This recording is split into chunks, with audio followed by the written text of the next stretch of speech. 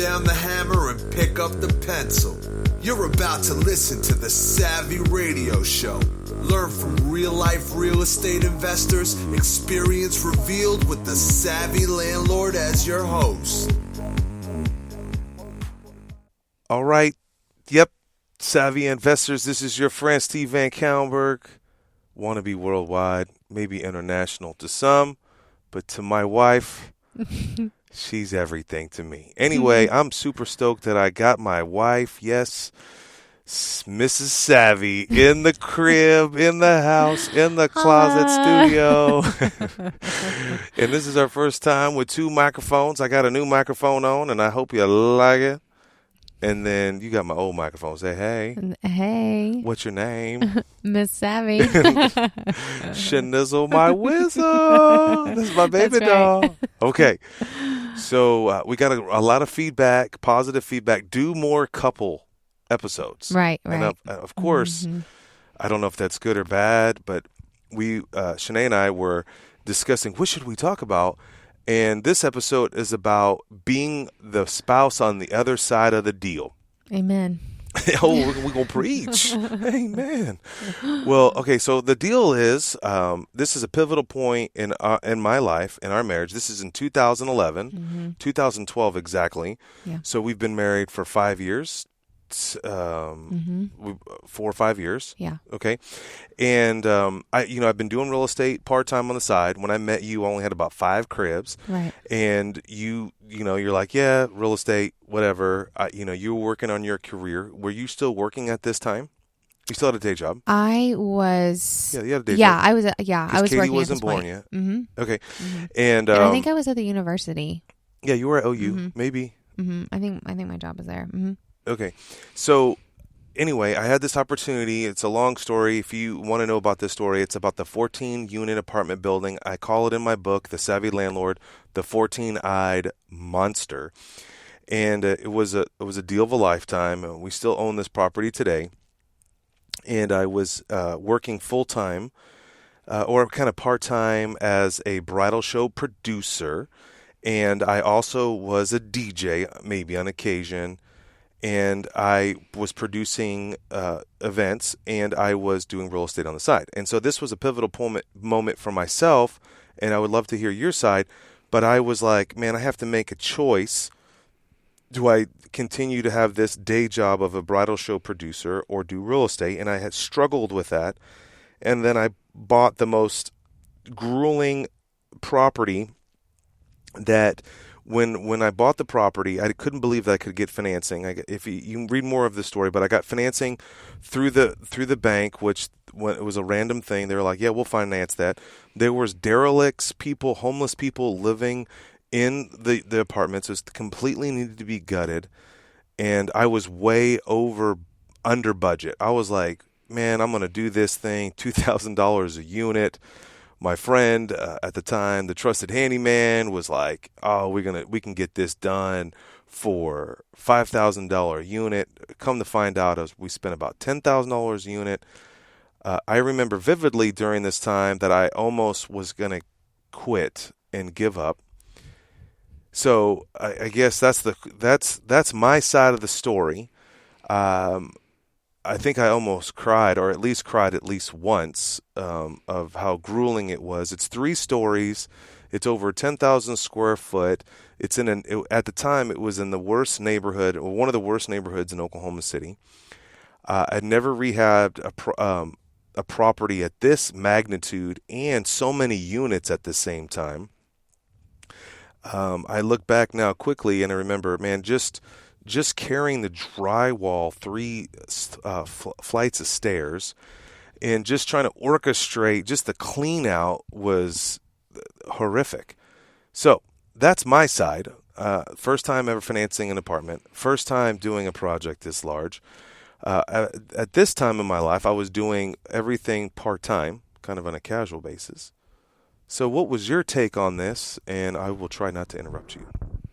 Oh, no, you're fine. No, you're you did fine a good if job. you did interrupt me because it'll take both of us. But I do remember you coming home and saying, well, you said, I've got this property and I'm looking at this apartment. And anytime your real estate language changes, like from single family homes to something big, my first inclination is I get nervous because I'm like, uh-oh, it's different. It's not the same thing you've been used to. And so I'm like, and plus anybody that knows, I mean, I don't know anything about real estate, but I know that if it's an apartment building, it's got to be more units. It's got to be bigger. It's got to cost more. And so I think I didn't know anything about where it was or what was going on. I just was all I mean, that was just my immediate internal reaction. So I was just nervous. Okay, let's pause right there.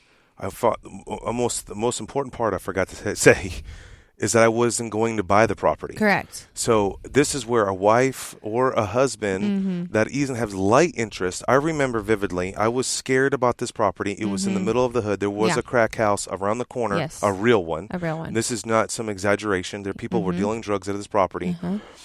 And I remember that I didn't want to buy the property. The numbers didn't work well. The bank gave me the green light, but I still was skittish. And I asked you, and you were working at Oklahoma OU Med Center. Yes. And I asked you, do you remember this? I was like, hey, I remember the conversation like yesterday. Okay, tell me about my side. So you call me up, and I always know when you're in four wheel drive because you're like, you're like talking, and you're like, I got out of this house and it's a deal, and you start rattling off things, numbers, and it's like someone kind of speaking partial Spanish, but you're like trying to follow them. And so I was like, yeah, and you're so excited. And so when you're excited, I'm excited, but at the same time I was nervous. And so you're like, I got to tell you, and you're like, I really need you to go look at this property. And I said, okay. And then, at night. Yeah. And so when we started putting our times together when I could get away because our kids were little, you were like, I'll come home, and then if you can go drive over there, but be careful because there's a crack house on the other streets. But I really need you to drive by there and tell me your honest truth. Your vibe. And your vibe. What's your vibe about? And you did say vibe because you're like, what's the vibe at night? Because then that's going to give me a lot of input. And I said, okay. And so I did. And I went there and I felt comfortable there. And you need to know, I think people need to understand this too, that, you wouldn't really normally put your wife in a position to go drive by a ghetto place or something like that. I mean, Stephen would never put me in a dangerous situation. However, he knew that I knew the neighborhood there because I worked there and I went to school there for 2.5 years. And so I did know the area pretty well. And so I felt very comfortable. And so he, driving through there, there's so many historical homes, but it was really spotty. Like going down the block, we had talked it through beforehand. He's like, one house has been remodeled, one hasn't. It's just really back and forth. So when you drive down, have an open mind and just tell me what you think and what the vibe is whenever you turn the corner and you see it. So when I did, it was pitch black dark. It was really, really tough to see. But then once you saw the apartment, once you start seeing all the houses, I mean, one house after another, one remodeled, one not, and then you get to the apartment complex, I thought, okay, it wasn't as big in my mind as I thought it was going to be, like when I saw the building. And I thought, okay, looks doable. But then I started looking at it with open eyes and like an open heart of like, okay, well, I already know that Steven's like looking at what's the property value going to be in like 5 to 10 years. So what's around this area?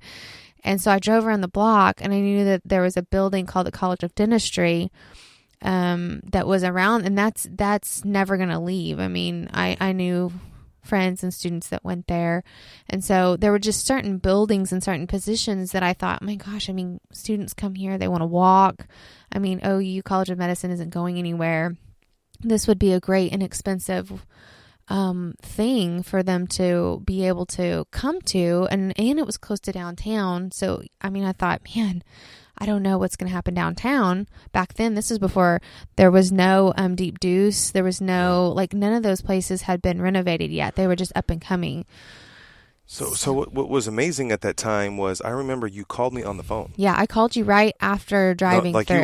You were, and then and I remember you gave me the green light, and I didn't believe it. Yes, and I said, I really think you should get this, and you said, why? You were like, why? And I was like, well, to be honest with you, like I'm looking at the building and I still remember driving right now in my mind because Catty Corner, it was like an open lot and there was barely a house off to the distance. You could see the highway. There was a building next to it, which we just found out is going to be bought and renovated. But that house, I mean, it looked like an old historical building. And I was like, well, this isn't going to have any hindrance, I don't think. And then there was nothing across the street. And Stephen was right. I drove down the street where there was like drug deals going on. But I thought it was far enough away that it didn't seem dangerous to me. Like I thought if he did it right, it would be a huge advantage because I just knew from my own personal testimony that finding housing at OU University and feeling safe and trying to was so expensive. I mean, it was just to be close to the university and go back and forth was really hard for students to find at the time.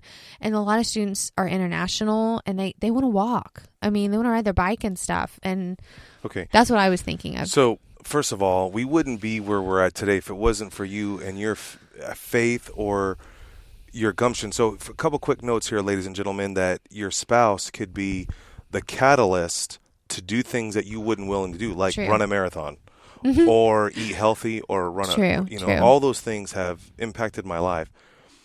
What, most people and a lot of, and of course I hang out with a lot of men and, the big thing with the spouse is fear. What prevented you? What was the thought mechanism that said this is okay? I just have a strong belief in what you're capable of doing as an investor. You personally, or just in human beings? No, I think a lot of people sell themselves short in general. I think a lot of people look at something and think they just don't believe that they are capable. I don't. I mean, I think people do that and just probably in real estate. I'm just anticipating, but I'm just like, probably they do that. Probably they look at a house and say, oh my gosh, this is too overwhelming. And they shut themselves out. They don't even know what they can do.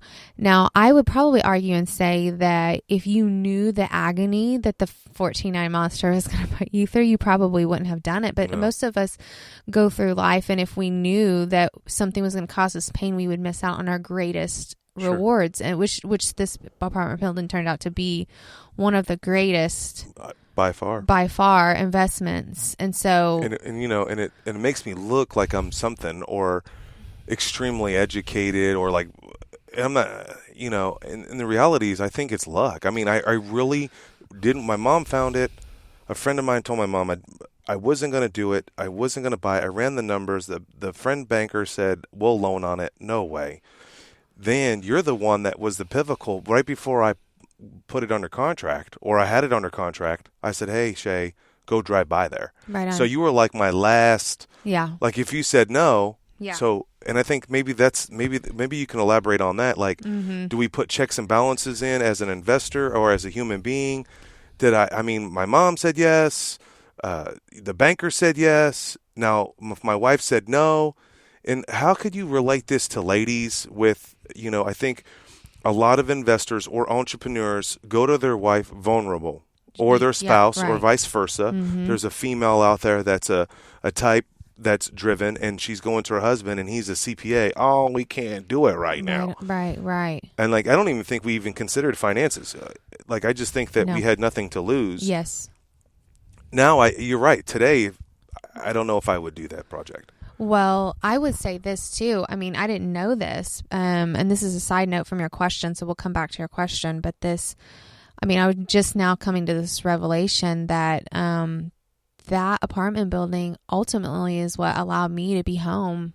Probably. And I mean, it was at that point in time when you said, that's the economic number. Right. That was the number that we were like, okay, well, look, I mean, this is where we're at with that. You can stay home.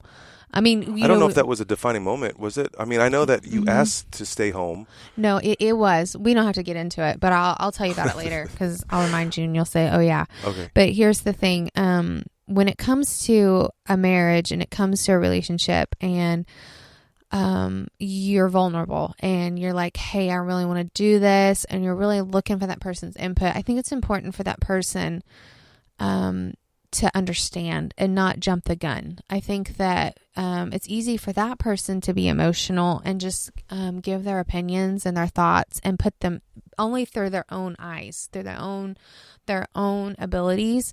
But I think you really have to put yourself aside, like your own selfishness. Like if I would have, for example, if I would have thought of myself in your apartment building, Okay. then I would have said, no. Because could this take time? Is my husband is this going to take time away from me? Or is it going to take? Yeah, is this going to put us in? Is this going to put us under? Because it's going to be a big failure. Yeah, is it going to be all these things? But I just think that you have to put those aside, and I think that you have to look at potential, and you have to look at vision, and you have to have those things to be successful.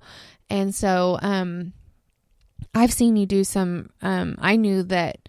I've seen you do some pretty incredible things with other buildings and other houses and stuff. And I thought, in my mind, if it's the right location, why not? I knew you were wanting to get your feet wet in apartments. And I thought that this just looked like a good place to start. Okay, so you sound like an incredible wife. Okay.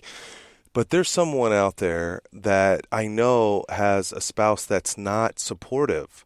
Mm-hmm. And what advice can you give to both sides of that fence? And granted, all my success, I believe, is A, Jesus, and B, you, because I wouldn't have not done that. And my mom has been a huge influence in my life. Right. But I know that it's critical to have a healthy relationship with a significant other. Yes. What insight could you have gone? I mean, I know it's not all roses, and I know that there were some very horrible, dark moments during this process. Yeah, and what would you say, or how could you counsel someone through that? They come home and they want to give up, or the spouse, the husband gets shot down by the wife. Right. What advice would you give that? I know that's kind of a broad deal, but. Right. I think that number one, I would say the first line of communication from the person that's relaying the message, like let's just say it's the husband, and let's say the husband is vulnerable and he has a deal. Now in our 5 to 6 years at this point, when we had been married this long, I knew certain signals that you would give me in your own communication when something was really important to you and you were really excited and you were really like pumped up about it. Like I still know that today. So when I see you at that level, I know that you are really excited.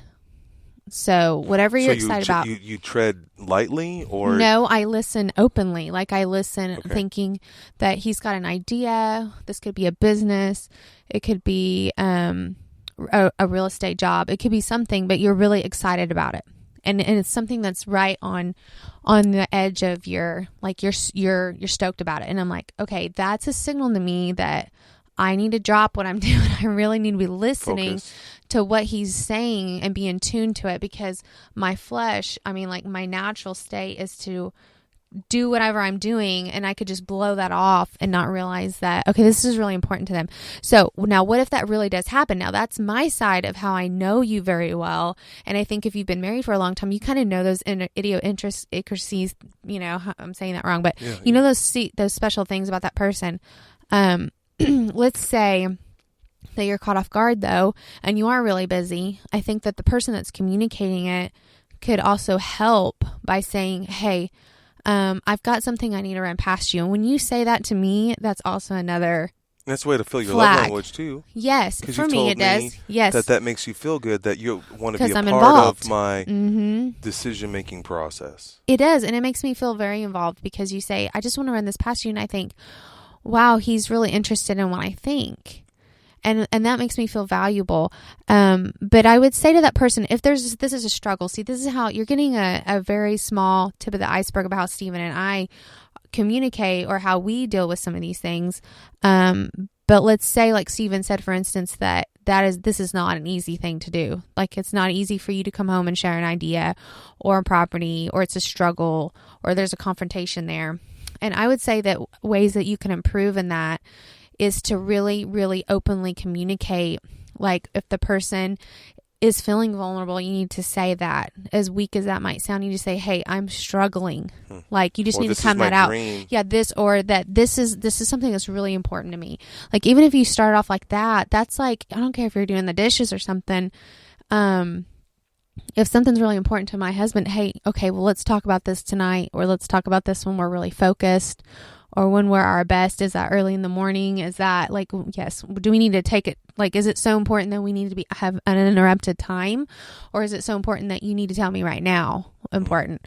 Like, those are just things that that I believe that you need to iron out so that somebody doesn't get their feelings hurt because, you brush it under the rug, or you just don't think it's important, or maybe you share the idea and you're like, I'm really excited about this. Oh my gosh, I found this deal and it's XY number. I think I can get it. And that person's like, great. And all they're thinking, the wife's thinking is, oh, more money out the window.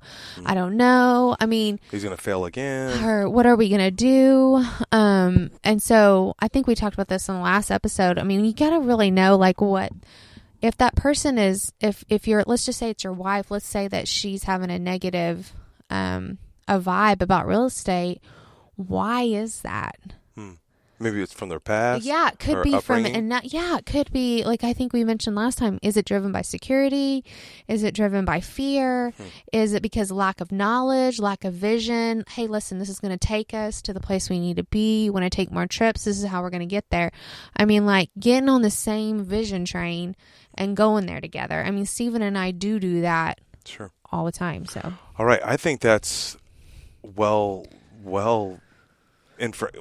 content to help people, hopefully at least give them the hope that you can come together. And I think that you should lean on each other for that support that we would never be where we're at today. Absolutely. And it's not just because I'm the savvy landlord and that no one knows you. This is gal in the back room. Right. Do you have any final thoughts, or we can bust out another one? No, I mean, I just think that I think these things right here, coming from this podcast, number one, that, keep doing what you're doing. If you're finding deals, keep doing it. Don't let things stop you. I definitely think if communication in your marriage or in your relationships or however those relationships are working out, don't let that stop you either. Like, find a way to communicate. Find a better way. There's a better way to say what you need to say. Don't just trust that, well, why don't people understand me because I communicate like this? And I think a lot of people don't understand that communication is a skill that can be acquired and refined, that you can learn your own personality types. And Stephen talks about DISC, and there's lots of different levels of how you can be better. So if communication in your marriage and stuff is a struggle with real estate, learn and grow. All right. Well, that's it. You tuned in to the Savvy Radio Show. Whatever you do, go ahead and buy assets and communicate with your other spouse or your significant other. Thanks. Thanks for listening to the Savvy Radio Show. Glide online and listen to our other motivating episodes at savvyradioshow.com. Connect on Twitter at LandlordBook and always be buying assets.